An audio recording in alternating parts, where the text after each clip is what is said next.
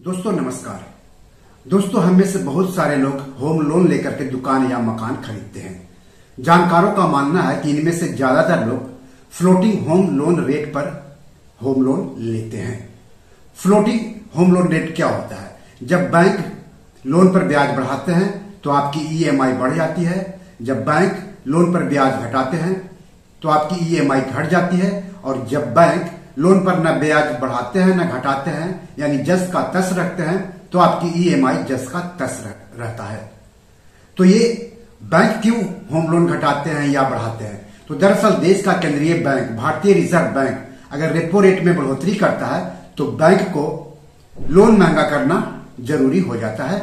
और जब RBI repo rate घटाता है तो बैंक भी होम लोन की दरों में कमी कर देते हैं। तो दोस्तों अगर आपने फ्लोटिंग होम लोन रेट पर लोन लिया है तो इस एपिसोड को आखिर तक देखिए, क्योंकि फ्लोटिंग होम लोन रेट को लेकर के बहुत बड़ा अपडेट है।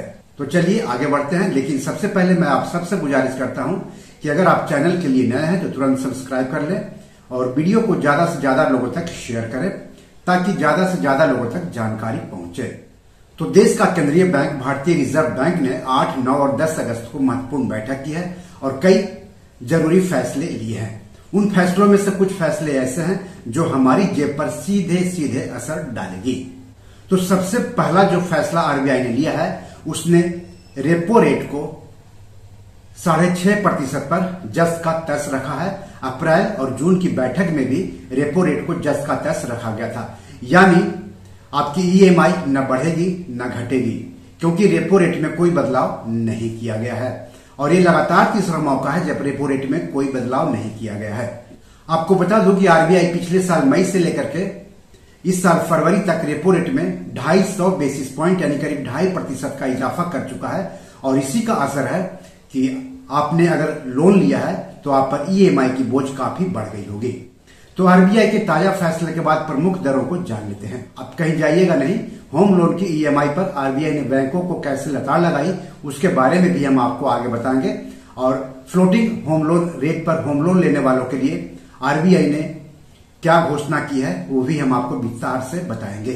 तो नीतिगत रेपो रेट 6.5% है, अस्थायी जमा सुविधा दर 6.25% है, सीमांत अस्थायी सुविधा दर 6.75% है, बैंक दर 6.75% है, प्रत्यावर्तनीय रेपो रेट यानी रिवर्स रेपो रेट 3.35% है, सीआरआर 4.50% है और एसएलआर 18% है।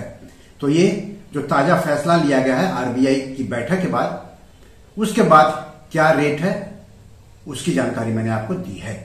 आरबीआई ने खुदरा महंगाई दर और विकास दर के अनुमानों की भी जानकारी दी है बैठक के बाद।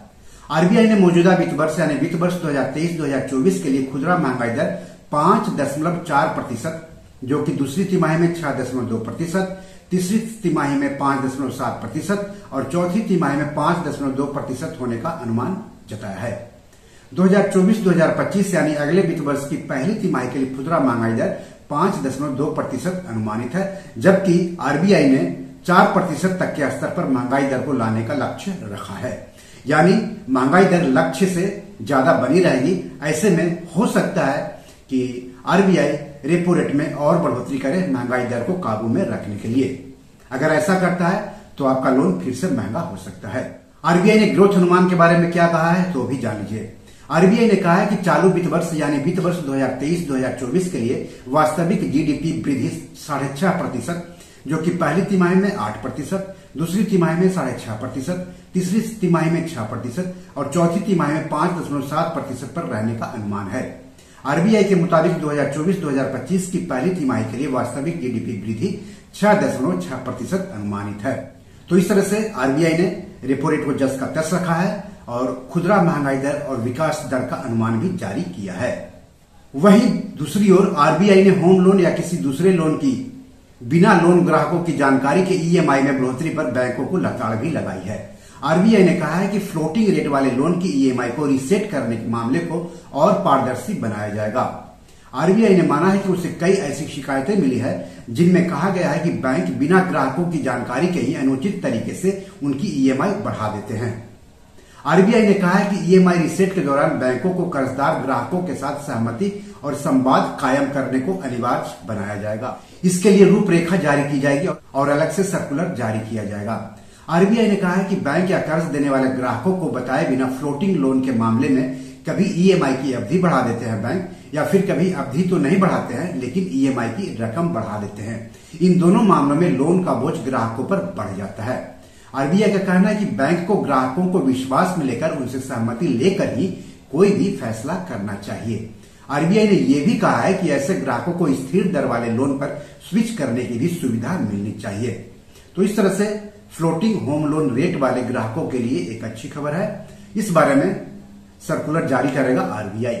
आरबीआई ने बिना इंटरनेट वाले और ऑफलाइन डिजिटल पेमेंट के बारे में भी एक प्रस्ताव किया है।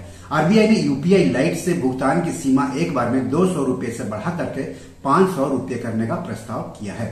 आरबीआई गवर्नर ने कहा है कि छोटे मूल्य के डिजिटल लेन देन, नेशनल कॉमन मोबिलिटी कार्ड और यूपीआई लाइट से 200 रुपए के भुगतान की सीमा को बढ़ाकर 500 रुपए करने का प्रस्ताव किया गया है। हालांकि कुल भुगतान की सीमा अब भी 2000 रुपए ही होगी। इस कदम का मकसद भुगतान के इस तरीके की स्वीकार्यता में वृद्धि करना है। आरबीआई के अनुसार इस प्रस्ताव से खुदरा क्षेत्र डिजिटल रूप से और अधिक सक्षम होगा। इसके साथ ही ऐसे क्षेत्र जहां इंटरनेट और दूरसंचार संपर्क कमजोर हो या उपलब्ध नहीं है, वहां भी कम राशि का लेन देन आसानी से किया जा सकेगा। यूपीआई पर ग्राहकों को एआई के जरिए कन्वर्सेशनल भुगतान करने की भी सुविधा मिलेगी। इसकी घोषणा आरबीआई ने की है मौद्रिक पॉलिसी की 3 दिनों की बैठक के बाद। गवर्नर शक्तिकांत दास ने कहा है कि अब यूपीआई पर ग्राहक आर्टिफिशियल इंटेलिजेंस के जरिए कन्वर्सेशनल भुगतान कर सकेंगे। इसका मतलब है कि एआई को निर्देश देते हुए भी अब भुगतान संभव हो सकेगा। केंद्रीय बैंक आरबीआई जल्द ही यूपीआई पर कन्वर्सेशनल पेमेंट्स की सुविधा शुरू करने जा रहा है। आरबीआई की ओर से जारी बयान में कहा गया है कि ऐसे लेन देन पूरी तरह से सुरक्षित होंगे। इसके साथ ही यह सुविधा स्मार्टफोन और फीचर फोन दोनों पर उपलब्ध होंगे। यह हिंदी के साथ साथ अन्य क्षेत्रीय भाषाओं में उपलब्ध होगा। आरबीआई ने कहा है कि जल्द ही एनपीसीआई यानी नेशनल पेमेंट्स कॉर्पोरेशन इंडिया को इस बारे में निर्देश दिया जाएगा। तो बी योर मनी मैनेजर में आज इतना ही। वीडियो कैसा लगा कमेंट करके जरूर बताइएगा। कोई सवाल हो तो जरूर पूछिएगा। धन्यवाद, नमस्कार।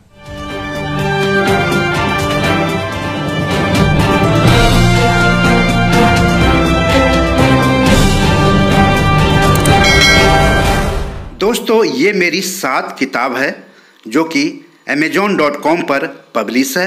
आप इसे डाउनलोड करके पढ़ सकते हैं। इन किताबों के लिंक्स इस वीडियो के डिस्क्रिप्शन में दिए हुए हैं। इन 7 किताबों में से 5 किताब मनी मैनेजमेंट पर है, यानी पैसा निवेश करके अधिक पैसा कैसे कमाएं पर आधारित है।